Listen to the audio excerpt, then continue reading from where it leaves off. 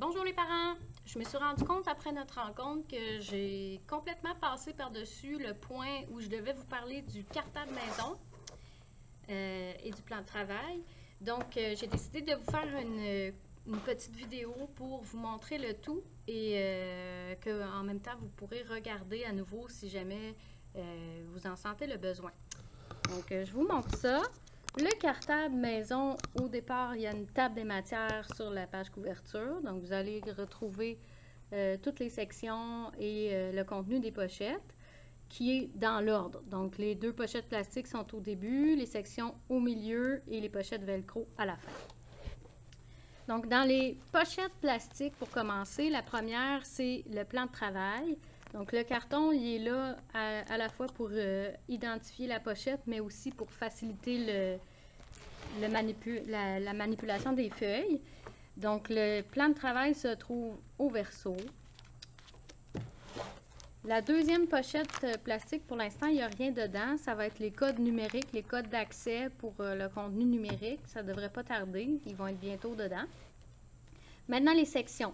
Donc, dans la section 1, on retrouve l'orthographe. Vous avez deux documents qui sont en fait le même document, mais brochés en plus petits paquets pour faciliter la manipulation. Donc, vous voyez que le document 1 commence à la page 1, se termine à la page 12, et le deuxième document commence à la page 13. Donc, c'est vraiment la suite. Dans le premier document, vous avez toutes sortes d'informations pour vous aider à aider votre enfant. Donc, ça commence ici avec la calligraphie. On vous a mis plusieurs vidéos pour vous aider. Vous avez aussi l'alphabet cursif en bas. Cursif, c'est en lettres attachées qu'on va apprendre cette année. Ensuite, vous avez les mots qui doivent être connus de votre enfant à l'écrit. Ce sont les mots de première année. Ensuite, vous avez toutes les règles orthographiques. Donc, si vous voulez aider votre enfant à ce niveau-là, vous les avez toutes ici. Ensuite, vous avez d'autres pistes pour la lecture, l'écriture. Je vous laisse le soin de lire tout ça.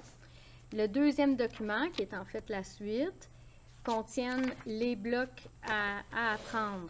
Donc, quand vous voyez dans le plan de travail, orthographe, cartable, section 1, page 14, liste 1, on va dans le document à la page 14 et là, vous allez trouver la liste de la semaine. En haut, vous avez les mots qui sont à apprendre à l'écrit. Vous avez des propositions d'études. Ce n'est pas moi qui ai fait ce document-là. Donc, ça se peut que vous voyez des propositions d'études ici, puis que vous revoyez la même chose dans le plan de travail ou qu'il y ait autre chose. En fait, c'est une proposition. Donc, vous y allez vraiment avec ce qui fonctionne bien pour votre enfant, tant que c'est pratiqué plusieurs fois par semaine. Puis, à chaque semaine, vous allez retrouver le code pour Magimo, qui est sur AlloProf, qui est un jeu pour pratiquer les mots, ici. Le code va toujours être là de semaine en semaine. Vous allez le retrouver. Donc, voilà pour la section 1. Section 2, pour l'instant, il n'y aura rien dedans, mais éventuellement, vous allez retrouver un cahier comme ceci, qui est le cahier grammaire, parce que c'est la section grammaire. Puis, c'est un cahier qu'on construit ensemble. Donc, quand il va y avoir des notions à l'étude, le cahier va se retrouver à cet endroit. Section 3, c'est la section mathématiques. Dans cette section-là, vous allez trouver mon coffre à outils et l'aide-mémoire Kiwi. Ça ne devrait pas être le cahier d'exercice qui est là, c'est vraiment l'aide-mémoire. Donc, quand vous voyez dans le plan de travail, mathématiques, cartable, section 3, mon coffre à outils, page 2. Donc, il faut être dans le bon document. Donc, si c'est Kiwi, ça va être écrit Kiwi. Si c'est mon coffre à outils, c'est de ce document-là dont on parle. À la page 2, vous allez retrouver la grille de nombres. Section 4, c'est la section lecture. Donc, à chaque semaine, vous allez avoir une page avec des mots à lire et des phrases. Cette semaine, c'est les sons brr, cr, dr et fr. Donc, votre enfant doit lire ces mots-là plusieurs fois par semaine, pas juste une fois. quitte à ne pas tous les lire d'un coup, mais il faut se pratiquer tous les jours. Et les phrases aussi, on essaie d'avoir une progression, que ça soit lu de plus en plus fluide au courant de la semaine. Dans la section 5, il n'y a rien pour l'instant.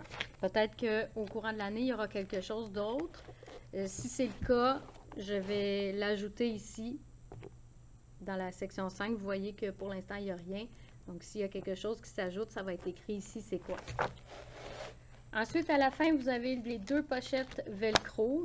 Quand je dis pochette velcro, c'est ces pochettes-là, mais c'est pas grave si les vôtres n'ont pas de velcro, là. Si les vôtres ont des boutons ou des fermetures éclairs, c'est bien correct, mais moi, quand je parle des pochettes velcro, c'est à ces pochettes-là que je fais référence, celles qui sont à la fin du cartable. La première pochette velcro, c'est la pochette facteurs et devoirs. Dedans, on devrait y retrouver le cahier de traces d'études, le cahier bleu, et les jeux, donc les petits sacs de plastique. Si vous avez des choses à faire signer ou que moi j'ai des documents à vous faire signer, ils vont être dans cette pochette-là aussi. Donc, c'est cette pochette-là que vous allez ouvrir tous les jours. La deuxième pochette velcro, pour l'instant, il n'y a rien dedans, mais éventuellement, on va mettre des petits livres à lire à la maison. Donc, ça va venir. J'espère que ça va vous aider à mieux comprendre parce que je sais qu'il y a beaucoup de choses dans le cartable, mais on va tranquillement se les approprier. C'est nouveau pour moi aussi, vous le savez. Donc, on se les approprie en même temps avec les élèves. J'apprends en même temps qu'eux. Puis, vous aussi. Donc, sur ce, je vous souhaite une très belle fin de semaine. Puis, on se revoit bientôt. Au revoir!